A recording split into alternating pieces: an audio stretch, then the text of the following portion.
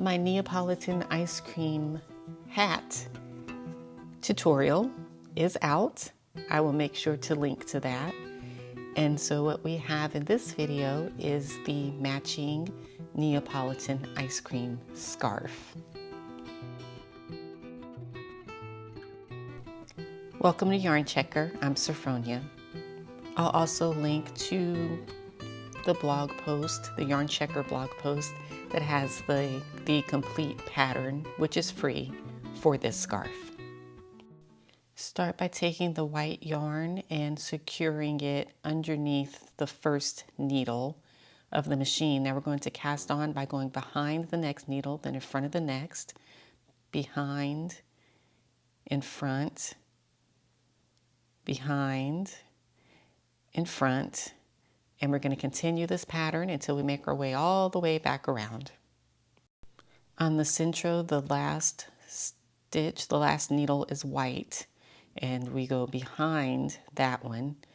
Now feed your yarn through the yarn feeder. Make sure it's in there securely through both the front and back parts. And on this machine, to control the tension for medium weight size 4 yarn, I use the middle selection. Before you start cranking, if you haven't already, make sure that you zero out your machine and then get going. Make sure to subscribe so that you don't miss any Yarn Checker machine knitting tutorials. The scarf was close to the table, so just fold it up when that happens. You want 83 rows for your first block of color.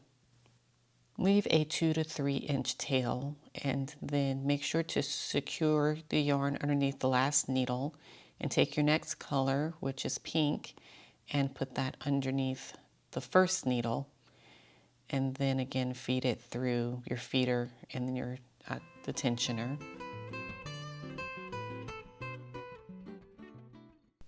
For the pink yarn, complete 83 rows. And then for the brown yarn, complete 83 rows.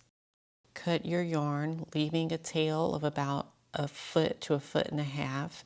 Thread your needle through that yarn and then begin to remove your stitches from the machine. You're just going to crank the machine a bit at a time and remove the stitches all the way until you get to the very last one.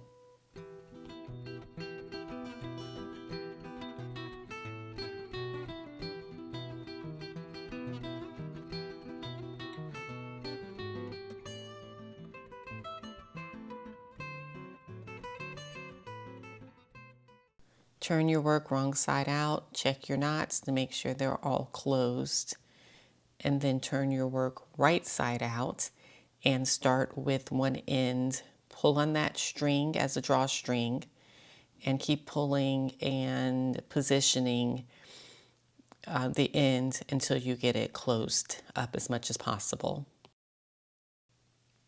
With the yarn end, securely attach your pom-pom and also finish securely closing up your yarn end, the end of your scarf as well.